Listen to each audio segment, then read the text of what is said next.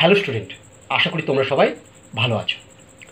আজ আমরা সমসম্ভব চলক ও তার বিভাজন অর্থাৎ random variables and its distribution অধ্যায়টির পার্ট 2 ক্লাস নিয়ে আলোচনা করব। আশা করি তোমরা আমার যে পার্ট 1 ভিডিও ছিল এই অধ্যায়টি নিয়ে সেটি তোমরা ভালোভাবে বুঝতে পেরেছো। যদি কারো কোথাও কোনো অসুবিধা থেকে থাকে তাহলে আমার এই অধ্যায়টি নিয়ে যে কনসেপচুয়াল ভিডিও আছে সেটি দেখতে পারো, তাহলে দেখবে তোমাদের সব সমস্যা মিটে যাবে। যার লিঙ্ক আমি এই ভিডিওর ডেসক্রিপশন বক্সে দিয়ে দিয়েছি। আজকের ক্লাস শুরুর আগে আমি আবার একই কথা বলবো যে অঙ্ক টোকার থেকে বোঝার চেষ্টা বেশি করো, তাহলে দেখবে অঙ্কগুলো করতে খুব ভালো লাগছে এবং পরীক্ষার হলে তুমি সমস্ত সমস্যার সমাধান সহজেই করে ফেলতে পারবে। চলো আজকের ক্লাসটি আমরা শুরু করি। এর পরের প্রশ্নটি হলো, একটি যথেচ্ছ চলক এক্স এর সম্ভাবনা বিভাজন নিম্নরূপ। একটি সম্ভাবনা বিভাজন দেওয়া আছে, এখানে এক্স এর মান এবং এফ এক্স এর মানগুলি দেওয়া আছে। যদি Y equal to 2x plus 3 হয় তবে ওয়াই যথেচ্ছ চলকের মধ্যক ভেদমান ও সহগ পার্থক্য হবে নিচের যে চারটি বিকল্প আছে তাদের মধ্যে কোনটি? দেখো, এখানে এক্স এর সম্ভাবনা বিভাজন দিয়ে দিয়েছে, দিয়ে আমাদের ওয়াই এর বা বলতে পারো ওয়াই চলকের মধ্যক ভেদমান এবং সহগ পার্থক্য নির্ণয় করতে দিয়েছে। সবার প্রথমে আমাদের এক্স এর মধ্যক নির্ণয় করতে হবে। তার জন্যে আমরা লিখব অতএব মধ্যক। মধ্যক মানে আমরা জানি E of x. E of এক্সকে আমরা সংক্ষেপে এম দ্বারা লিখে থাকি, equal to E of x এর ফর্মুলা কি না, ই অফ এক্স এর ফর্মুলা হচ্ছে summation x into f x equal to, দেখো অর্থাৎ এক্স ইন্টু এফ এক্স এগুলোকে গুণ করে তাদের যোগফল। তাহলে প্রথমে আমরা পাচ্ছি 1 ইন্টু 1 6, তারপরে পাচ্ছি 2 ইন্টু 1 6, তারপরে পাচ্ছি 3 ইন্টু 1 6, তারপরে পাচ্ছি 4 ইন্টু 1 6, তারপরে পাচ্ছি 5 ইন্টু 1 6, তারপরে পাচ্ছি 6 ইন্টু 1 6। এবার এদের যোগফল তাহলে আমরা লিখছি 1 into 1/6 plus 2 into 1/6 plus 3 into 1/6 plus 4 into 1/6 plus 5 into 1/6 plus 6 into 1/6। এবার দেখো প্রত্যেকটি রাশির মধ্যেই 1/6 আছে, তাই আমরা 1/6 কমন নিয়ে নিই। তাহলে 1/6 যদি আমি কমন নিই তাহলে ভেতরে পড়ে থাকবে 1 plus 2 plus 3 plus 4 plus 5 plus 6। এবার আমরা জানি 1 থেকে n পর্যন্ত স্বাভাবিক সংখ্যার যোগফল হচ্ছে n into n plus 1/2, n into n plus 1/2, n সংখ্যক স্বাভাবিক সংখ্যার যোগফল। তাহলে এখানে 1 থেকে 6 পর্যন্ত স্বাভাবিক সংখ্যার যোগফল কত হবে না 6 ইন্টু 6 প্লাস 1/2। তাহলে আমরা লিখতে পারবো দেখো ইকুয়াল টু 1/6 ইন্টু 1 থেকে 6 পর্যন্ত স্বাভাবিক সংখ্যার যোগফল মানে পরপর সংখ্যা। তাহলে হবে সবার শেষে যেহেতু 6 আছে এটা n এর মান, তাহলে 6 ইন্টু 6 প্লাস 1/2। এটা যদি আমরা ক্যালকুলেশন করি তাহলে দেখো এই 6 6 কেটে গেল, ইকুয়াল টু হয়ে গেল আমার 7/2। এটা কার মধ্যক না, এটা এক্স এর মধ্যক। তাহলে যেহেতু এটা এক্স এর মধ্যক তার জন্য আমরা এখানে এম লিখে এম সাফিক্সে এক্স লিখে দেবো, অর্থাৎ এম এক্স। তাহলে আমরা বলতে পারছি যে অতএব এম এক্স ইকুয়াল টু 7/2। এরপর আমরা Y equal to 2x plus 3 কে কাজে লাগিয়ে ওয়াই এর এক্সপেকটেশন বা মধ্যক বা মিন নির্ণয় করব। চলো আমরা নেক্সট পেজে যাই। যেহেতু y equal to 2x plus 3, এখান থেকে দেখো আমরা যদি উভয় পক্ষে এক্সপেকটেশন নিই তাহলে আমরা লিখবো implies E of y equal to E of 2x plus 3 equal to, দেখো যেহেতু এখানে 2 ইন্টু এক্স আছে তাহলে এক্সপেকটেশনের ক্ষেত্রে আমরা জানি এই 2টা বাইরে আছে, 2 ইন্টু ই অফ এক্স। আর এখানে +3 আছে, তাহলে আমরা লিখলাম প্লাস এক্সপেকটেশন অফ 3 অর্থাৎ ই অফ 3, এটা মানেই হচ্ছে 3, কারণ আমরা জানি কোনো ধ্রুবক পদের এক্সপেকটেশন সেই ধ্রুবক পদটি হয় +3। এবার আমরা যদি মানগুলো বসাই 2 ইন্টু ই অফ এক্স, এক্সপেকটেশনের এখানে মান হচ্ছে 7/2 + 3, এটা ক্যালকুলেশন করলে আমরা পাবো 2 কেটে গেল, 7 + 3 মানে হচ্ছে 10, অর্থাৎ আমরা পেলাম কি এম অফ ওয়াই মানে হচ্ছে E of Y equal to হচ্ছে 10। তাহলে দেখো যে চারটে অপশন দেওয়া আছে এক্ষেত্রে মধ্যক 10 আছে দেখো বি এবং সি এর ক্ষেত্রে, তাই আমাকে এরপর ভেদমান নির্ণয় করে দেখতে হবে কোনটি সঠিক। আমরা জানি যে we know var x equal to, ফর্মুলাটি হলো E of x square minus E of x তার হোল স্কোয়ার। এবার দেখো আমাদের ই অফ এক্স এর মান নির্ণয় করা আছে, এরপর আমরা ই অফ এক্স স্কোয়ার এর মান নির্ণয় করব, দিয়ে এখানে বসিয়ে দিলেই আমরা var x এর মান পেয়ে যাব। চলো আমরা নেক্সট পেজে ই অফ এক্স স্কোয়ার এর মান নির্ণয় করে ফেলি। আমরা প্রথমে গিভিন ছকটি রাফে আবার লিখে ফেললাম। তাহলে আমরা ক্যালকুলেশন করব এখন কি না, এখন আমরা ক্যালকুলেশন করব হচ্ছে ই অফ এক্স স্কোয়ার অর্থাৎ expectation of x square. Formula অনুসারে আমরা লিখতে পারি ই of x square equal two summation x square into f x. কেন? কারণ আমরা জানি যে ই অফ এক্স ইকুয়াল টু আমরা লিখি summation x into f x.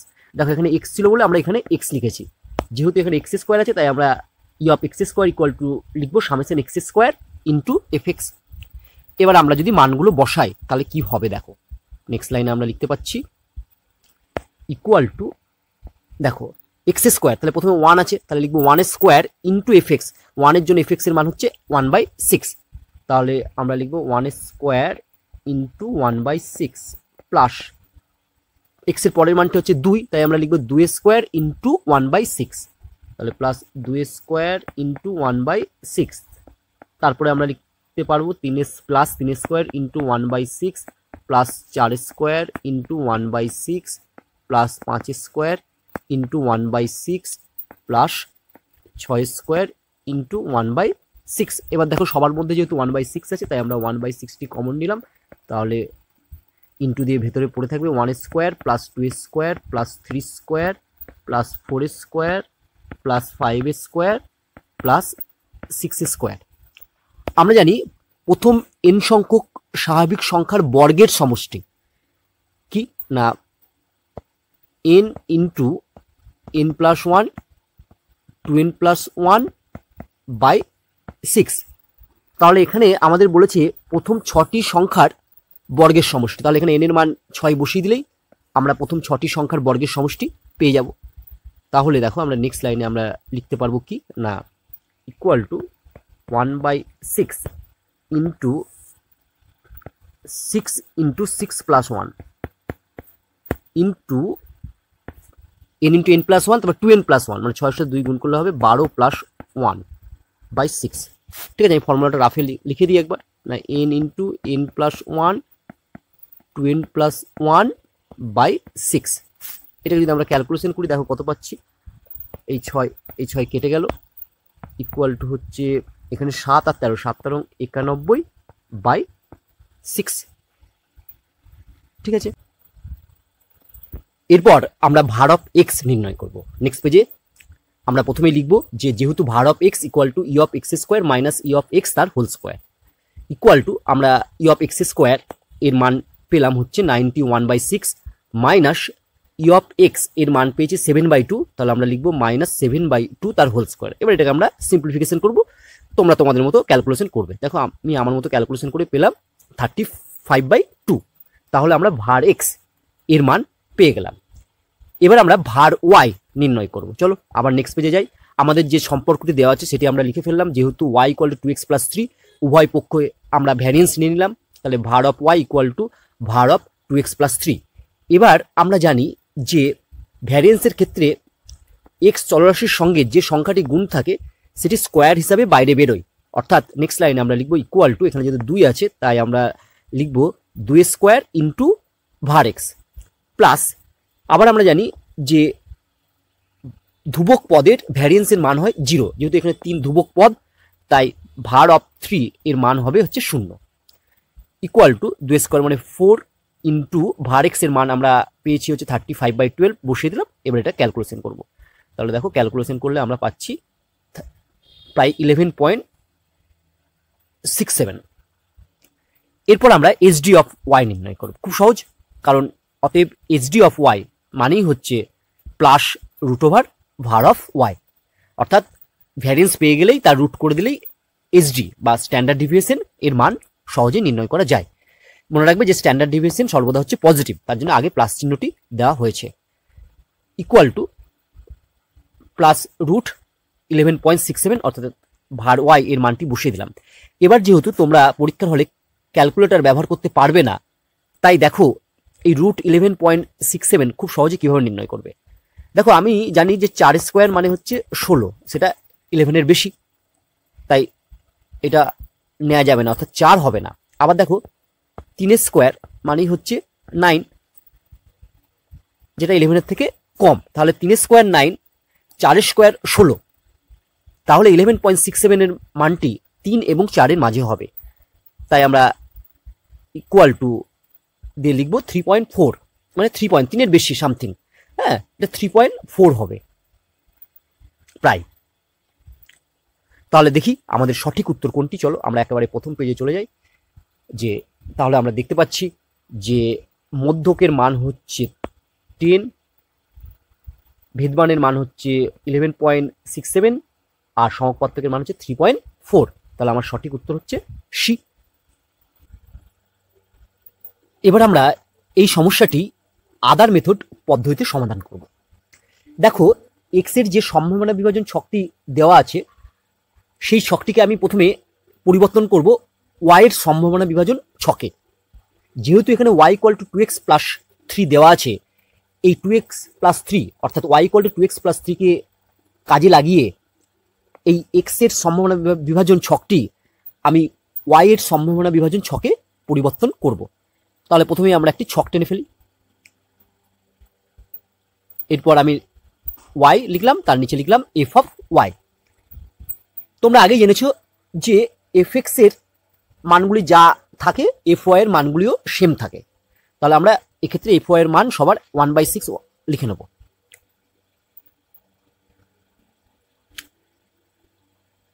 এবার এক্স এর মানগুলো আমরা লিখবো। দেখো এক্স এর প্রথম মানটি কত? এক্স এর প্রথম মানটি 1, তাহলে এখানে যদি এক্স এর মান আমি 1 বসাই, তাহলে 2 × 1 + 3 মানে ওয়াই এর মান হবে 5, অর্থাৎ এক্স এর মান 1 হলে ওয়াই এর মান 5, তাই আমরা ওয়াই এর প্রথম মানটি লিখলাম 5। ঠিক একইভাবে যখন এক্স এর মান 2, আমরা যদি এখানে এক্স এর মান 2 বসাই, তাহলে দেখবে ওয়াই এর মান পাবো আমরা 7, তাহলে 5 এর পরে ওয়াই এর মান লিখলাম 7। বাকি মানগুলো আমরা একইভাবে নির্ণয় করে ফেললাম। তাহলে দেখো আমরা ওয়াই এর সম্ভাবনা বিভাজন ছকটি পেয়ে গেলাম। এবার এখান থেকে আমরা ওয়াই এর মধ্যক বা এক্সপেকটেশন নির্ণয় করব। আমরা জানি ওয়াই এর মধ্যক বা এক্সপেকটেশন মানেই হচ্ছে E of Y. E of Y equal to আমরা জানি কি হয়, ই অফ ওয়াই মানে হচ্ছে summation Y into F Y.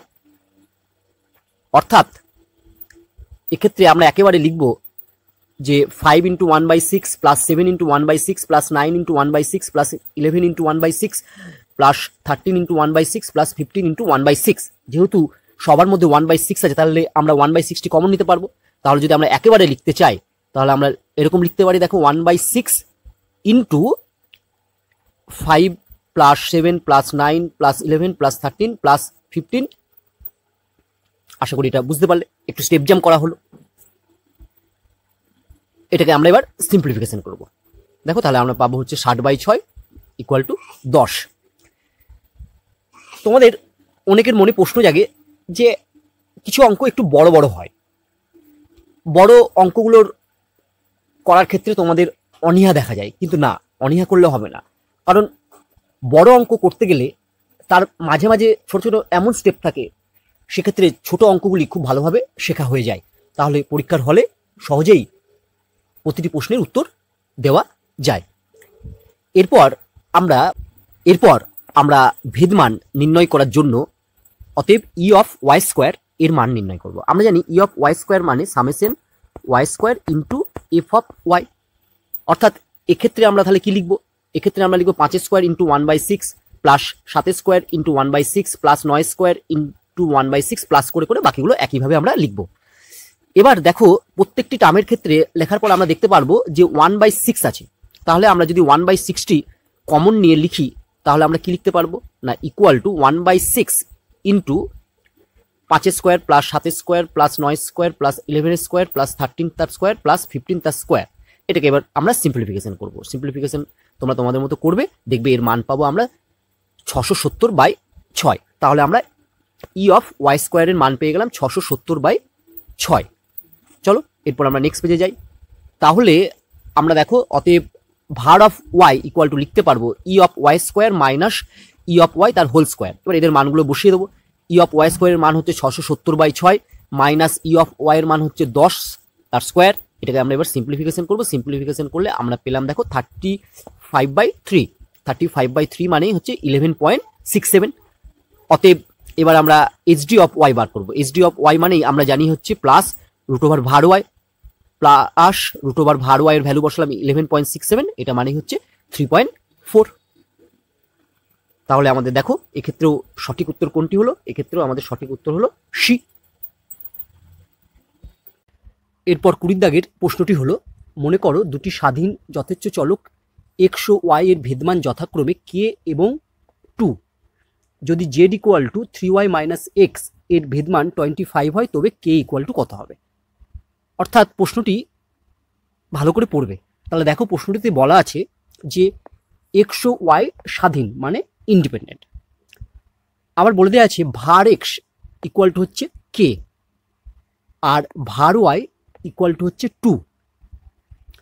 তাহলে যদি var of Z equal to 25 হয় তাহলে কে এর মান আমাদের নির্ণয় করতে হবে। এই প্রশ্নটির উত্তর করার পূর্বে আমরা একটি সূত্র জেনে নেব। নোট, যদি এক্স ও ওয়াই চলক দুটি স্বাধীন হয় মানে ইন্ডিপেন্ডেন্ট স্বাধীন হয় তাহলে var of A x plus b y equal to হয় a square var x plus b square var of y. আবার ধরো যদি var of A x minus b y কী হবে না এক্স মাইনাস বি ওয়াই এর ক্ষেত্রে ভ্যারিয়েন্স হবে একই না এ স্কোয়ার, কারণ আমি জানি যে ভারের ক্ষেত্রে ধ্রুবক রাশি বাইরে বেরোলে স্কোয়ার হয়। তাহলে এ স্কোয়ার ভার এক্স প্লাস এখানে যেহেতু ওয়াইয়ের সহগ মাইনাস বি, তাই মাইনাস বি বাইরে যদি বেরোয় তাহলে আমরা লিখব মাইনাস বি তার স্কোয়ার মাইনাস বি তার স্কোয়ার ইন্টু ভার অফ ওয়াই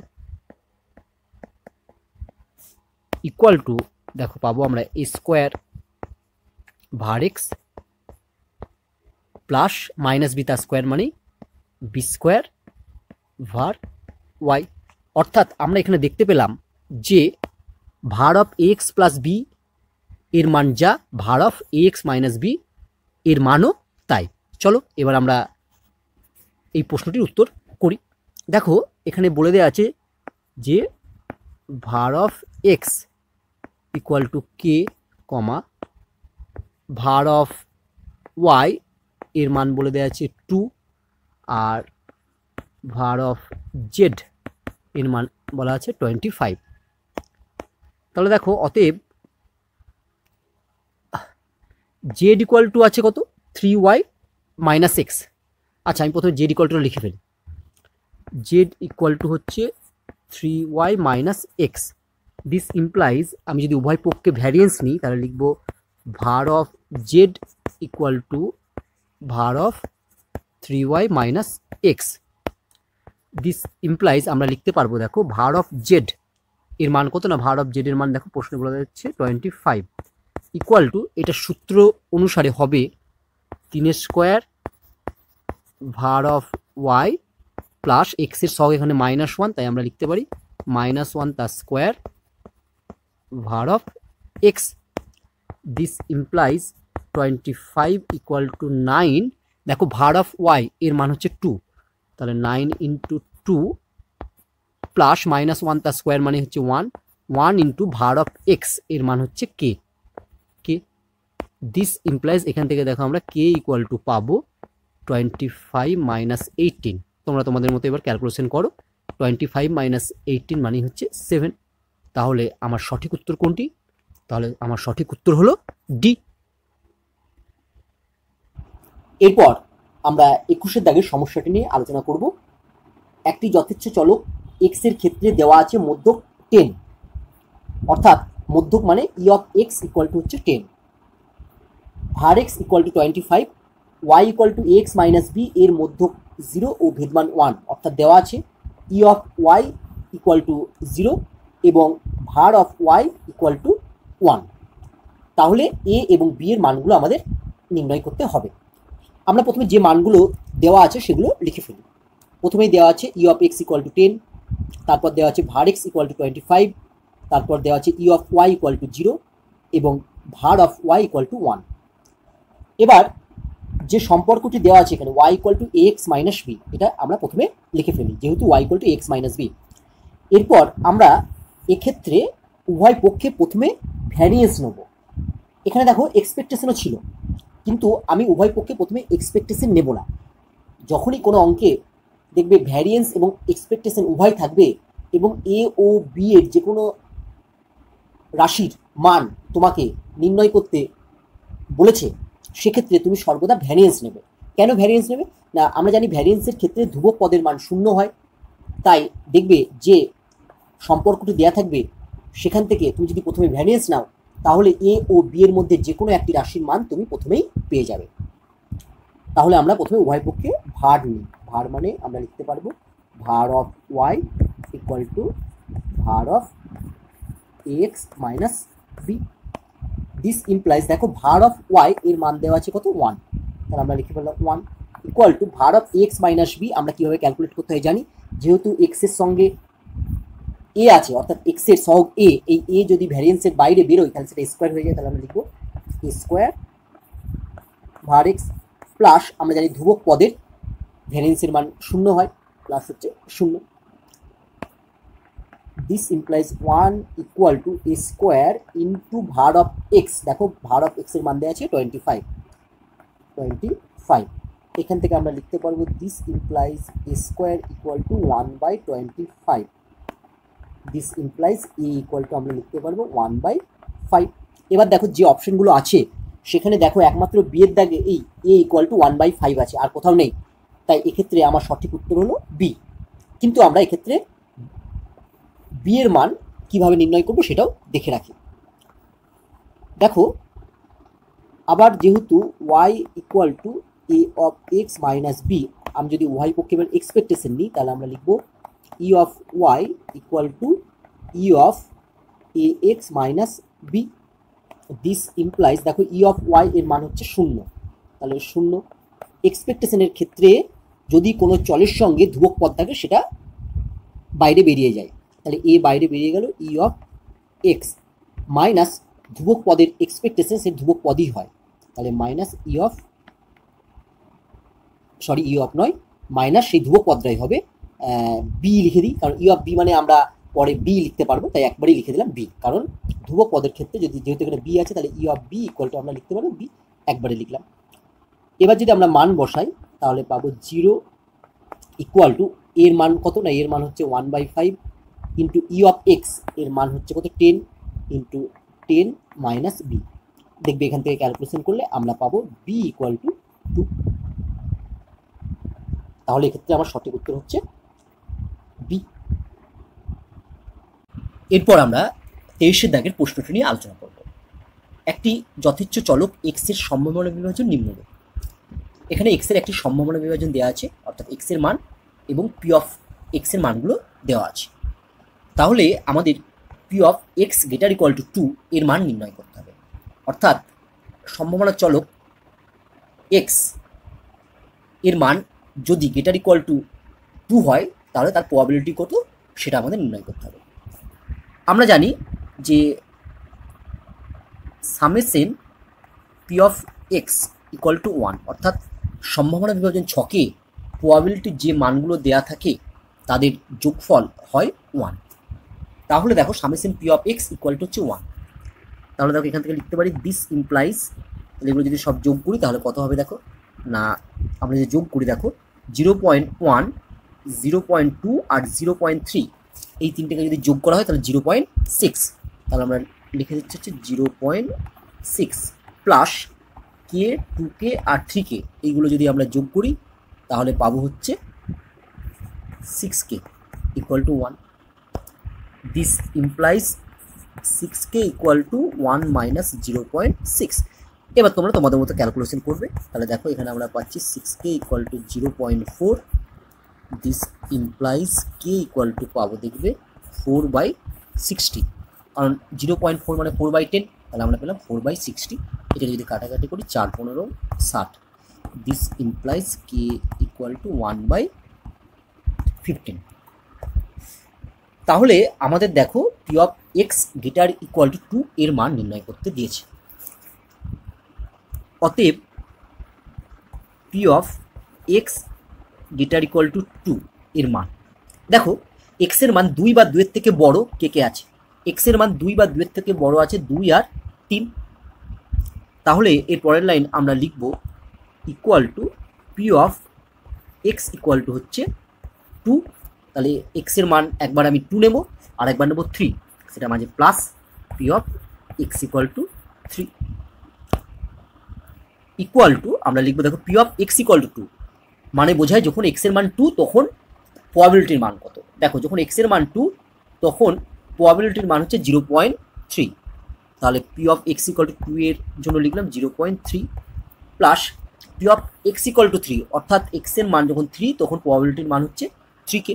তাহলে দেখো P of X equal two 3 এর জন্য আমরা লিখলাম 3k ইকুয়াল টু 0.3 প্লাস কে এর মান যদি 1/15 এখানে বসিয়ে দিই তাহলে 3 ইন্টু 1/15, এটা যদি কাটাকাটি করি 3 5 15, তাহলে ইকুয়াল টু হয়ে গেল 0.3 প্লাস 1/5 ইকুয়াল টু 0.3 প্লাস 1/5 মানে 0.2 ইকুয়াল টু 0.5। এটাই হচ্ছে আমার উত্তর। তাহলে সঠিক উত্তর হলো বি 0.5। এরপর আমরা শূন্যস্থান পূরণের 2 এর দাগের প্রশ্নটি নিয়ে আলোচনা করব। দুটি ঝোঁকশূন্য পাশা যথেচ্ছভাবে একসঙ্গে নিক্ষিপ্ত হয়, পাশাদ্বয়ে প্রাপ্ত সংখ্যাদ্বয়ের সমষ্টির মধ্যকের মান আমাদের নির্ণয় করতে হবে।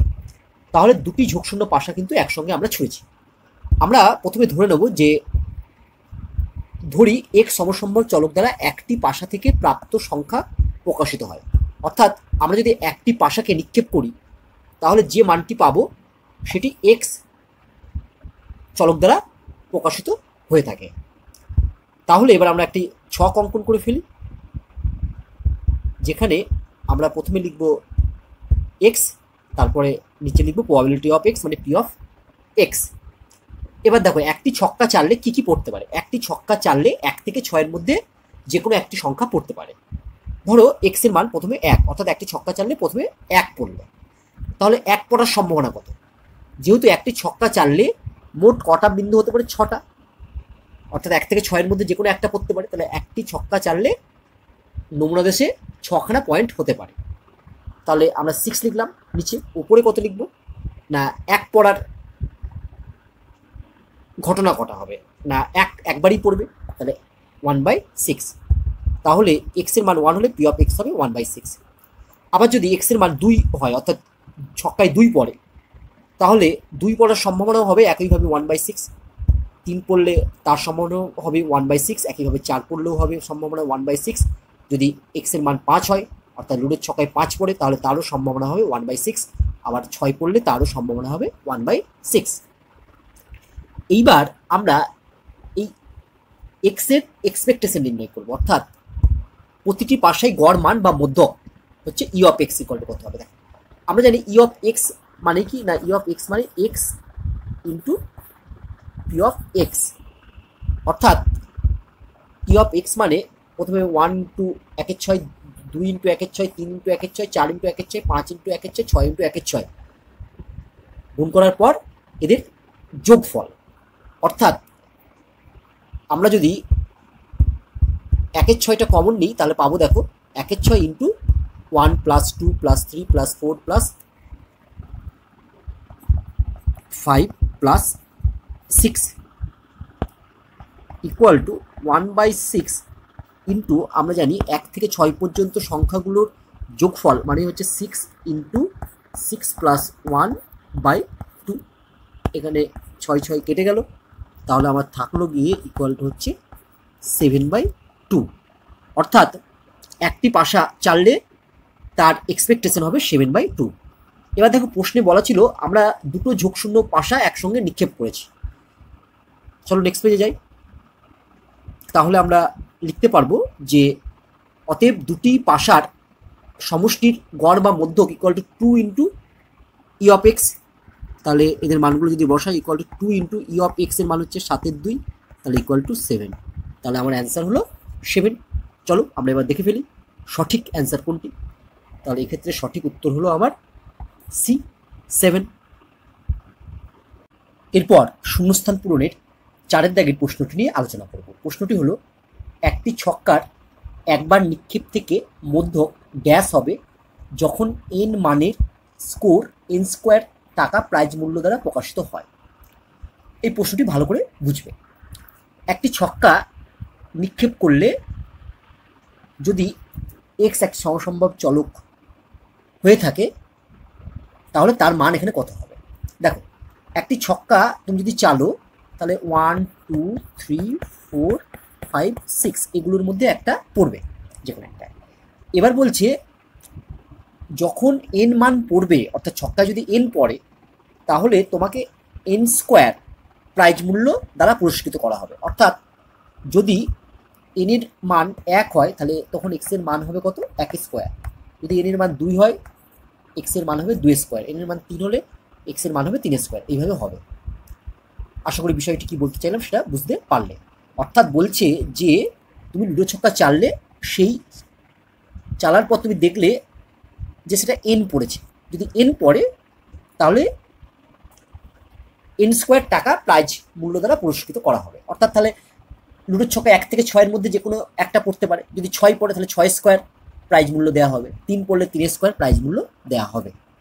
তাহলে আমরা প্রথমে ধরি এক সমসম্ভব চলক দ্বারা প্রাইজ মূল্য প্রকাশিত হয়। দিয়ে আমরা একটা ছক টেনে নিই। ছকের একবারে প্রথমে লিখি এক্স, তার নিচে লিখে প্রবাবিলিটি পি অফ এক্স। দেখো যদি লুডোর ছক্কায় প্রথমে 1 পড়ে, 1 পড়লে 1 স্কোয়ার নেবে, অর্থাৎ এক্স এর মান তখন হবে 1 স্কোয়ার। অর্থাৎ লুডোর ছক্কায় যদি 1 পড়ে তাহলে এক্স এর মান হবে 1 স্কোয়ার। তাহলে দেখো লুডোর ছক্কায় 1 পড়ার সম্ভাবনা কত, আমরা জানি লুডোর ছক্কায় 1 পড়ার সম্ভাবনা হচ্ছে 1/6।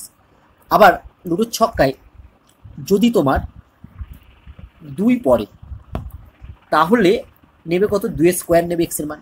আবার দেখো লুডোর ছক্কায় যদি 3 পড়ে তাহলে এক্স এর মান হবে 3 স্কোয়ার। লুডোর ছক্কায় যদি 4 পড়ে 4 স্কোয়ার। লুডোর ছক্কায় যদি 5 পড়ে তাহলে হচ্ছে এক্স এর মান হবে 5 স্কোয়ার। লুডোর ছক্কায় 6 পড়লে এক্স এর মান হবে 6 স্কোয়ার। এবার দেখো এক্স এর মান যখন 2 স্কোয়ার তখন লুডোর ছক্কায় কত পড়েছে, 2 পড়েছে। তাহলে 2 পড়ার সম্ভাবনা হচ্ছে 1/6, 3 পড়ার সম্ভাবনা 1/6, লুডোর ছক্কায় 4 পড়ার সম্ভাবনা 1/6, 5 পড়ার সম্ভাবনা 1/6, 6 পড়ার সম্ভাবনা 1/6। দেখো লুডোর ছক্কায় কিন্তু এই 1 square, 2 square, 3 square, 4 square, 5 square, 6 square এগুলো পড়েনি। লুডোর ছক্কায় আমার কি পড়েছে, লুডোর ছক্কায় আমার পড়েছে 1 2 3 4 5 6 এইগুলো পড়েছে। এবং লুডোর ছক্কায় 1 2 3 4 5 6 এইগুলোর যে কোনো একটা পড়ার সম্ভাবনাই হচ্ছে 1/6। তাহলে আমি এখানে কেন সব 1 স্কোয়ার 2 স্কোয়ার 3 স্কোয়ার এক্স এর মান লিখেছি, কারণ প্রশ্নে বলে দিয়েছে লুডোর ছক্কায় যদি এন পড়ে তাহলে এক্স এর মান হবে এন স্কোয়ার, তাই আমরা এগুলো স্কোয়ার দিয়ে লিখেছি। তাহলে দেখো এবার আমাকে মধ্যক নির্ণয় করতে, মধ্যক মানে ই অফ এক্স। তাহলে আমরা লিখছি অতএব মধ্যক, মধ্যক মানেই আমরা নির্ণয় করব ই অফ এক্স ইকুয়াল টু, আমরা জানি ই অফ এক্স মানে হবে 1 square into 1/6 plus 2 square into 1/6 plus 3 square into 1/6 plus এইভাবে বাকিগুলো আমরা লিখবো। এবার দেখো প্রত্যেকটির মধ্যেই তো 1/6 থাকবে, তাহলে আমি যদি আমি 1/6টা কমন নিয়ে নিই তাহলে আমার ভেতরে থাকবে 1 square plus 2a square plus 3 square plus 4a square plus 5a square plus 6a square. আমরা জানি 1 থেকে 6 পর্যন্ত সংখ্যার বর্গের সমষ্টি কি হয় না 6 ইন্টু 6 প্লাস 1, তারপরে 2 ইন্টু 6 প্লাস 1 বাই 6। অর্থাৎ যদি আমরা 1 থেকে n পর্যন্ত সংখ্যা নিই এবং তাদের বর্গের সমষ্টি নির্ণয় করি, অর্থাৎ 1 square 2 square 3 square plus dot dot dot plus n square equal to আমরা হয় জানি n into n plus 1 2n plus 1 by 6।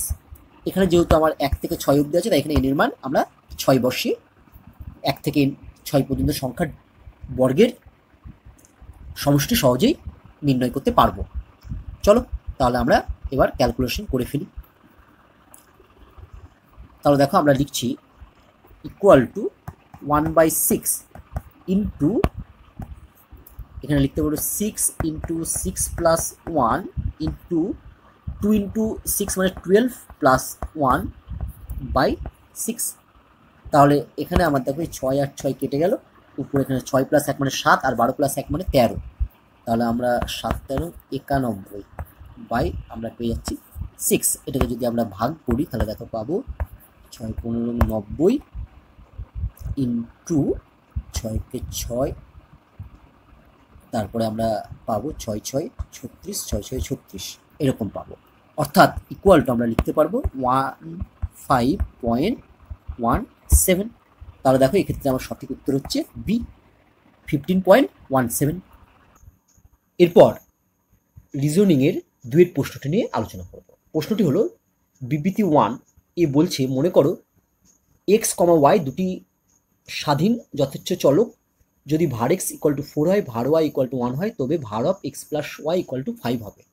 আর বিবৃতি 2 তে বলছে x y দুটি স্বাধীন যথেচ্ছ চলক হলে ভার of ax plus by equal to a square ভার x প্লাস b স্কোয়ার ভার y হবে। আমরা এখানে দেখতে পাচ্ছি যে বিবৃতি 2টি হচ্ছে একটি ফর্মুলা বা সূত্র। কারণ আমরা দেখবে আগেই পড়েছি বা আমার যে কনসেপচুয়াল ভিডিও আছে সেখানে দেখবে প্রমাণ করে দেওয়া আছে ভার of ax plus by equal to কত হবে। এখানে যেহেতু x এবং y ইন্ডিপেন্ডেন্ট, তাই ভার of ax plus var of by equal to হয় হচ্ছে a স্কোয়ার ভার x প্লাস বি স্কোয়ার ভার ওয়াই। তাহলে আমরা বলবো যে বিবৃতি 2 হচ্ছে সত্য। ঠিক আছে, এটা হচ্ছে সূত্র। এবার দেখো বিবৃতি 2 এই সূত্রের উপর নির্ভর করে বা এই সূত্রটিকে কাজে লাগিয়ে আমি var of X plus Y এর মান নির্ণয় করব। অর্থাৎ বিবৃতি 1 এর ক্ষেত্রে ভার অফ এক্স প্লাস ওয়াই নির্ণয় করব বিবৃতি 2কে কাজে লাগিয়ে। তাহলে দেখো আমরা কি লিখতে পারি না var of X plus Y equal to, দেখো এখানে এক্স এর সহগ হচ্ছে 1, ওয়াই এর সহগ হচ্ছে 1, তাহলে 1 স্কোয়ার মানে সব 1ই হয়। তাহলে এটা ইকুয়াল টু লিখতে পারি আমি var of X plus var of Y. এবার দেখো ভার অফ এক্স এর মান দেওয়া আছে 4 আর ভার অফ ওয়াই এর মান দেওয়া আছে 1, তাহলে আমরা লিখলাম 4 প্লাস 1 ইকুয়াল টু 5।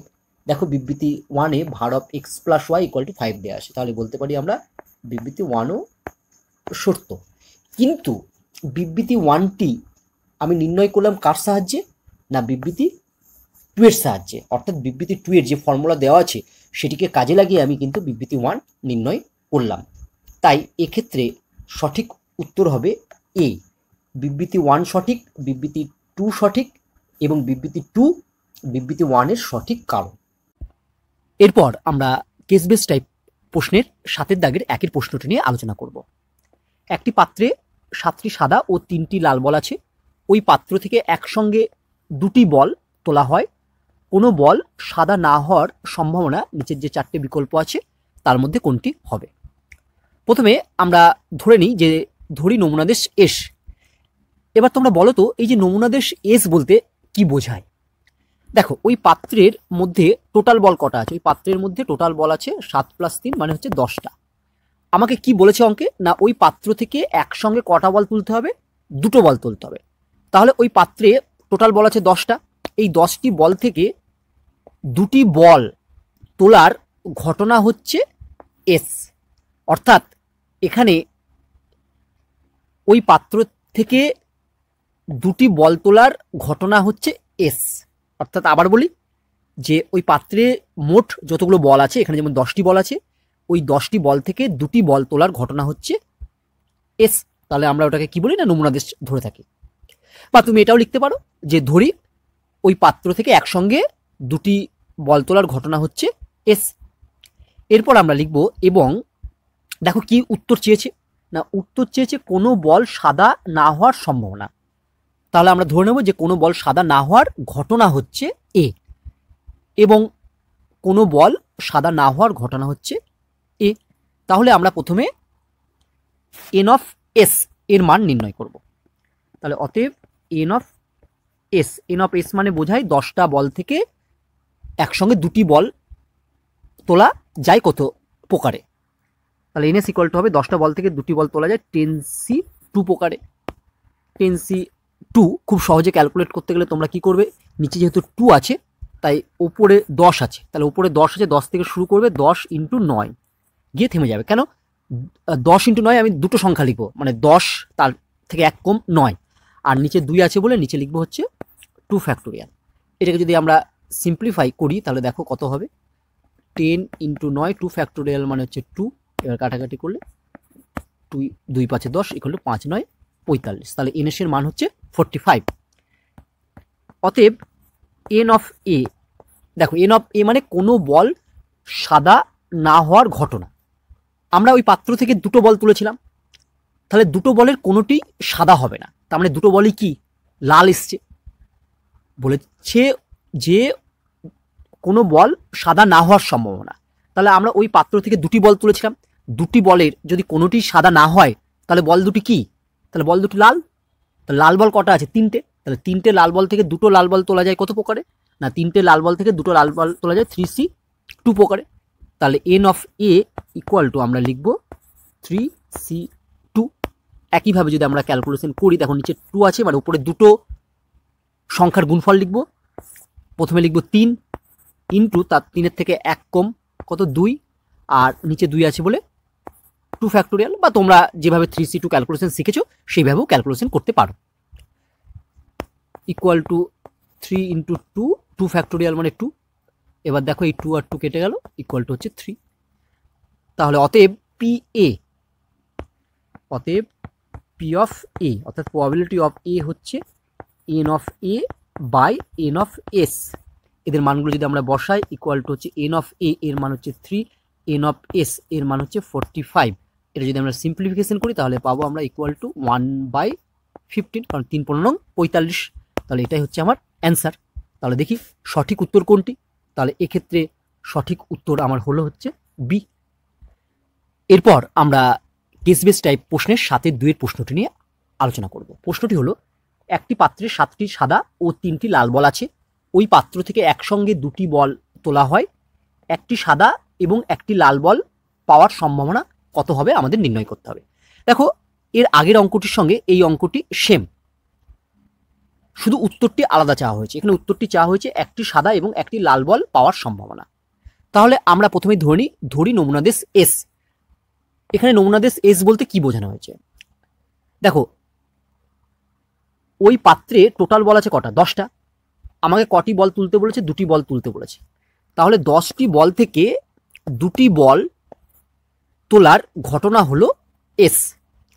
এবার দেখি আমরা আমাদের উত্তর কি চাওয়া হয়েছে। দেখো উত্তর চাওয়া হয়েছে একটি সাদা এবং একটি লাল বল পাওয়ার সম্ভাবনা। তাহলে আমরা ধরব যে এবং একটি সাদা ও একটি লাল বল হওয়ার ঘটনা এ।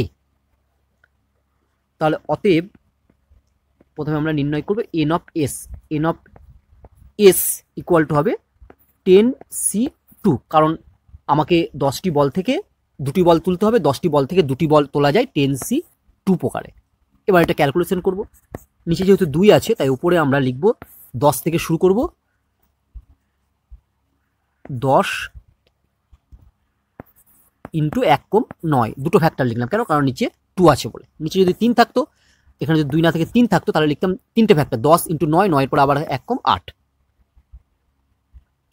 তাহলে যেহেতু 2 আছে বলে আমরা লিখলাম 10 × 9 বাই 2 আছে বলে 2 ফ্যাক্টোরিয়াল। এবার এটাকে সিম্পলিফিকেশন করলে আমরা পাবো 10 ইন্টু 9 2 ফ্যাক্টোরিয়াল মানে 2, 2 5 10 ইকুয়াল টু হচ্ছে 45। এটা হচ্ছে আমার এনএস এর মান। এরপর আমরা ক্যালকুলেশন করব এন এ, অতএব এন অফ এ। দেখো এ ঘটনাটা কি না, এ ঘটনাটা বলছে যে একটি সাদা ও একটি লাল বল তোলার ঘটনা হলো এ। তাহলে একটি সাদা বল আমাদের তুলতে গেলে সেটি 7টি সাদা বল থেকেই তুলতে হবে, আবার একটি লাল বল তুলতে গেলে সেটি 3টি লাল বল থেকেই তুলতে হবে।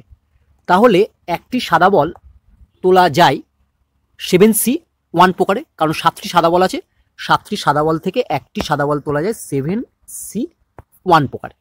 দেখো 7C1 লিখলাম মানে এই ঘটনাটা কিন্তু সম্পূর্ণ হলো না, তোমাকে আরও একটি লাল বল তুলতে হবে তবেই এই ঘটনাটি সম্পূর্ণ হবে।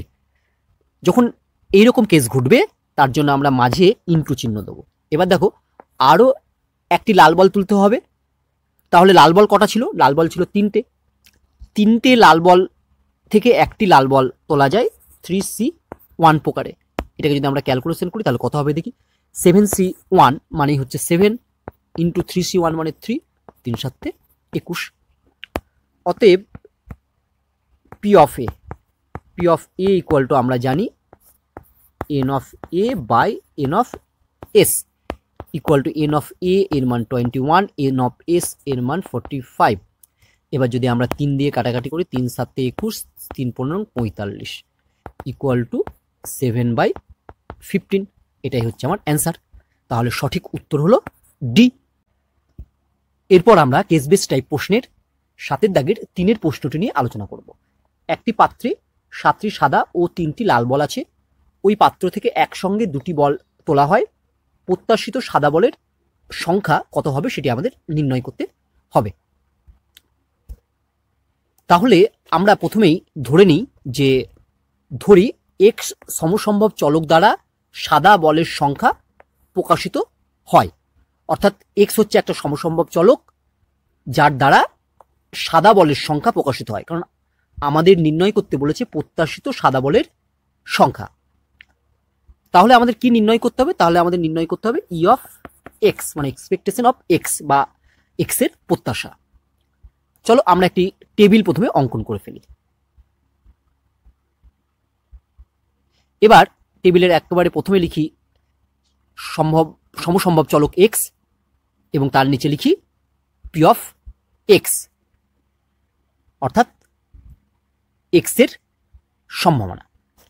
এবার দেখো এক্স দ্বারা সাদা বলের সংখ্যা প্রকাশিত হচ্ছে।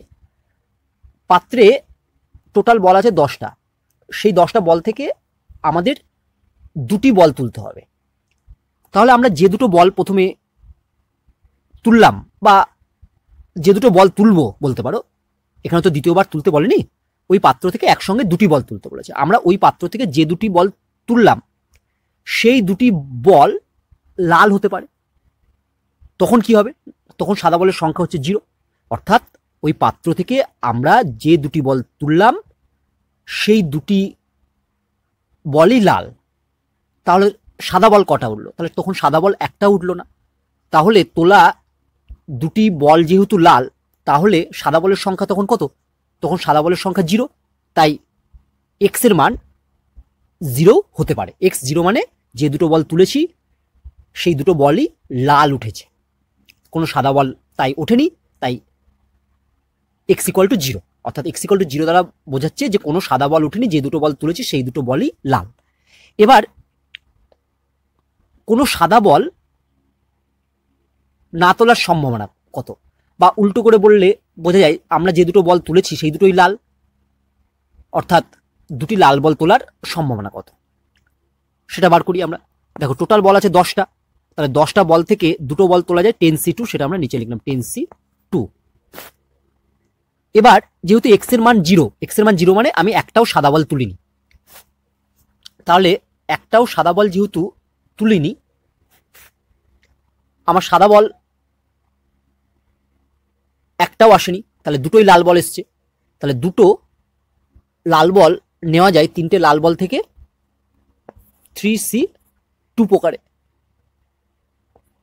এবার দেখো 3C2 এর মান হচ্ছে 3 আর 10C2 এর মান হচ্ছে 45। তাহলে x ইকুয়াল টু 0 এর সম্ভাবনা হলো 3/45। তাহলে আমরা x ইকুয়াল টু 0 যেখানে লিখেছি তার নিচে p অফ x এর ঘরে আমরা লিখতে পারবো 3/45। এবার আমরা যে দুটি বল তুললাম সেখান থেকে এরকমও ঘটতে পারে যে দুটো বল তুলেছি সেই দুটো বলের মধ্যে একটি বল হয়ে গেছে হচ্ছে রেড আর একটি বল হয়ে গেছে আমার হোয়াইট। তাহলে তখন x এর মান কত? যেহেতু একটা বল হোয়াইট এসছে তখন x ইকুয়াল টু হচ্ছে 1। তাহলে আমি x এর ঘরে এবার লিখলাম 1। তখন px কত হবে? অর্থাৎ যখন x ইকুয়াল টু 1 তখন px কত হবে? তাহলে x ইকুয়াল টু 1 বলতে বোঝায় রেড বল একটি উঠেছে আর হোয়াইট বল একটি উঠেছে। সেক্ষেত্রে সম্ভাবনা কত হবে? অর্থাৎ x ইকুয়াল টু 1 এর জন্য p অফ x এর মান কত হবে? চলো আমরা দেখে নিই। দেখো আমার টোটাল বল হচ্ছে 10টা বল থেকে দুটো বল তোলা যায় 10C2 প্রকারে, সেটা নিচে লিখলাম। এবার 7টি সাদা বল আছে, 7টি সাদা বল থেকে একটি সাদা বল নেওয়া যাবে 7C1 প্রকারে ইনটু আর 3টি রেড বল থেকে একটি রেড বল নেওয়া যাবে 3C1 প্রকারে। কারণ যখন x ইকুয়াল টু 1 মানে একটি হোয়াইট বল উঠেছে তখন কিন্তু তোমাকে এই একটি রেড বলও উঠেছে সেটাও হিসাবের মধ্যে আনতে হবে। কেন আনতে হবে? কারণ তোমাকে দুটো বল তুলতে বলেছে, তোমাকে কিন্তু একটা বল তুলতে বলেনি, তোমাকে দুটো বল তুলতে বলেছে। তাহলে হিসাব যা হবে সবসময় দুটো বলের উপর হবে। তাহলে এক্ষেত্রে আমরা যদি ক্যালকুলেশন করি তাহলে কত পাবো? দেখো 7C1 মানে 7, 3C1 মানে হচ্ছে 3 আর 10C2 মানে হচ্ছে 45।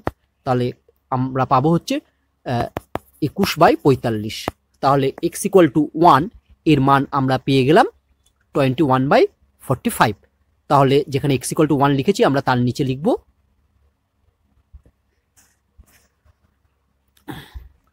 21/45। আবার কি ঘটতে পারে? দেখো আবার তোমার x ইকুয়াল টু 2 হতে পারে। x ইকুয়াল টু 2 মানে কি বোঝাচ্ছে? না, x ইকুয়াল টু 2 বলতে বোঝানো হচ্ছে যে যে দুটো বল তুলেছি সেই দুটো বলই সাদা, অর্থাৎ সেক্ষেত্রে কোনো লাল বল আসেনি। তাহলে x ইকুয়াল টু 2 এর জন্য p অফ x এর মান কত হবে? দেখো আমার টোটাল বল আছে 10টা থেকে দুটো বল তোলা যায় 10C2, সেটা নিচে লিখলাম। x ইকুয়াল টু 2 মানে দুটো বলই সাদা। তাহলে 7টি সাদা বল থেকে দুটো সাদা বল তোলা যায় 7C2 প্রকারে। এটাকে যদি আমরা ক্যালকুলেশন করি তাহলে কত পাবো দেখি? 10C2 মানে হচ্ছে 45 আর 7C2 মানে কত হবে? 7C2 মানে হচ্ছে 7 × 6 বাই ফ্যাক্টরিয়াল টু 2, তাহলে হবে 21। তাহলে এটা হচ্ছে 21/45। তাহলে x ইকুয়াল টু 2 এর জন্য p অফ x এর মান আমরা পেয়ে গেলাম 21/45। তাহলে যখন x ইকুয়াল টু 2 লিখেছি তখন p অফ x এর মান হবে 21/45। তাহলে আমরা লিখতে পারবো অতএব প্রত্যাশিত সাদা বলের সংখ্যা, প্রত্যাশিত সাদা